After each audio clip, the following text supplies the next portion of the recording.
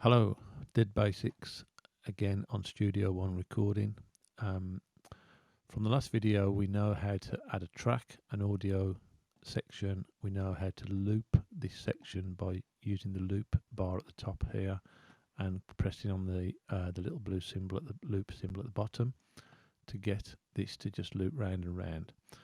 I've dragged in from the browser over here a loop of piano because I'm going to be doing adding delay, and a piano, something like a piano, is good to demonstrate the delay. So this is the piano.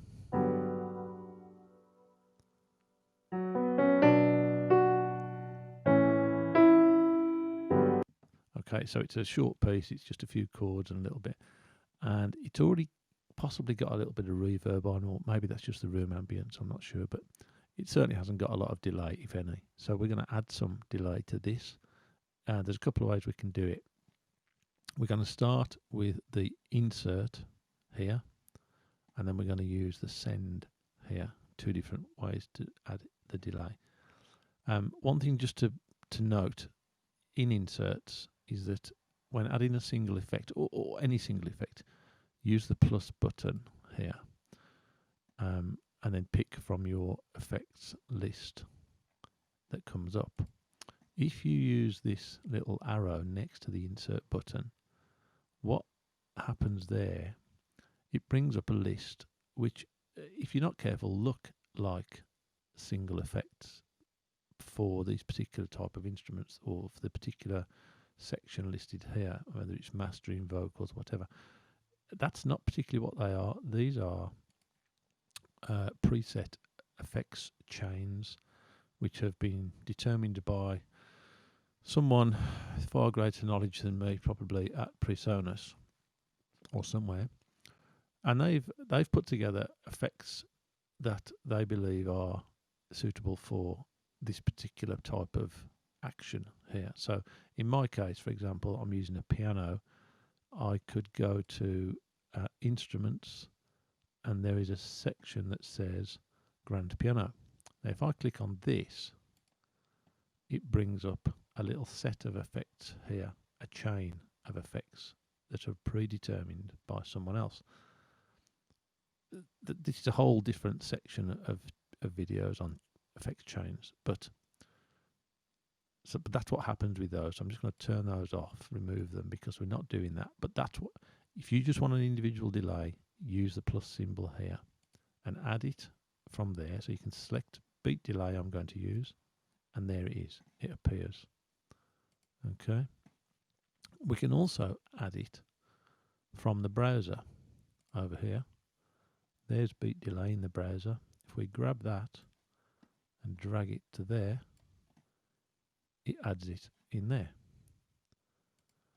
And so I'm going to remove that one, but they're both exactly the same method, does exactly the same thing. So let me just show you what's happening here. So our delay here can be operated, let's open it up, in a number of ways. We can turn it on and off from the button on the beat delay in the box there. We can turn it on and off from the beat delay actual window there. We can bypass it with this little symbol here next to the on off button, which turns yellow. That's in bypass mode. I think that's about it at the moment. We can turn it on completely from the inserts button at the top here. Now, this insert control on off here, activate all. Same with sends. This button in sends, this turns on and off everything that's in that window. So no matter how many effects you've got in here, it will turn them all on or all off with that button, as will the sends button, which is handy when you're trying to locate a problem, or you've got a rogue delay or reverb or effect. Something's going on that you can't find where it is. Those can be very handy to just turn them on and off. Anyway, let's get back to our beat delay. Let's play our piano now.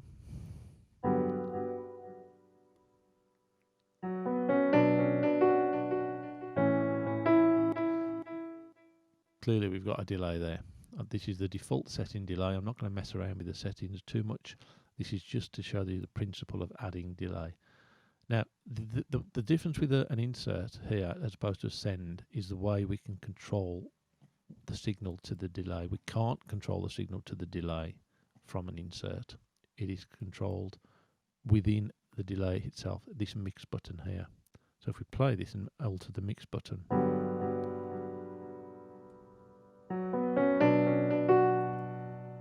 goes off completely, turn the mix button up.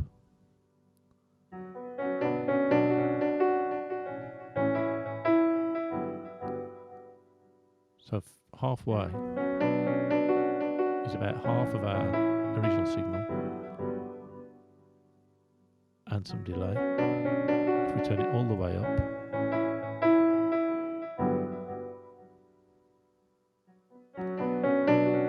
we get very little original signal, but lots of delayed signal. Again, determined by the type of track you're doing, the type of effect you want, lots of different things you can do, but that's adding a beat delay using an insert. Okay, now let's get rid of that. Let's add it via a send instead, which gives us a little bit more control over what's going on. So there's two ways you can do this. You can use a bus channel. We're going to use an effects channel. The difference between the two mainly is that a bus channel has further sends within it to go on to other channels. An effects channel does not. So let's open an effects channel. You can see that if this was a bus channel, it would have a send in it here like this original fader has. But we don't need that for the time being. So now our beat delay is not here. If we play our track,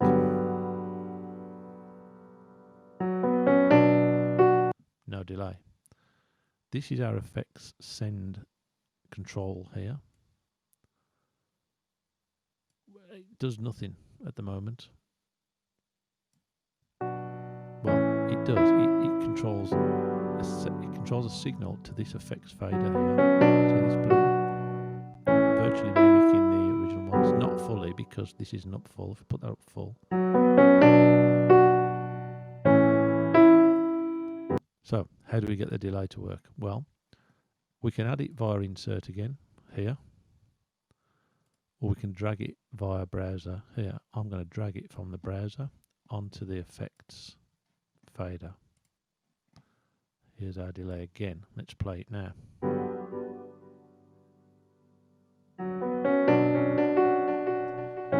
Okay. Now we've got our delay back. But this time we can control it in some different ways. We can control it from this effects send button here.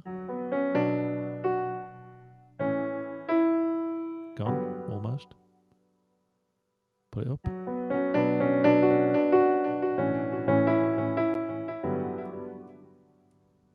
Now you'll notice that the mix, when we do it like this, the mix button that we were controlling it with earlier is up full, wet.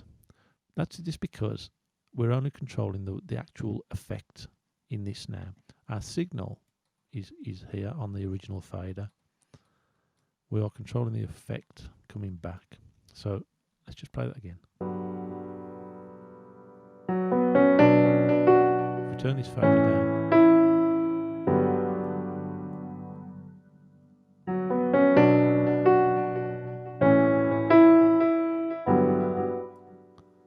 turn the feedback down a little bit.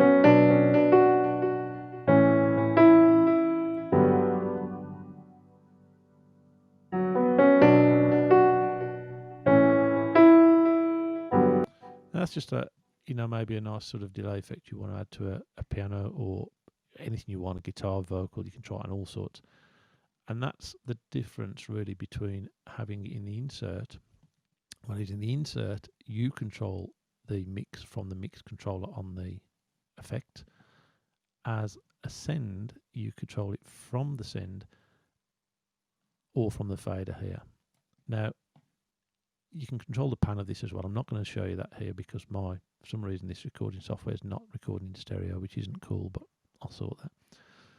You can add anything in here that you want, whether it's a reverb to send anywhere you want. There's lots of other options for sends. I could create another channel. If I were to duplicate this track complete and have two pianos,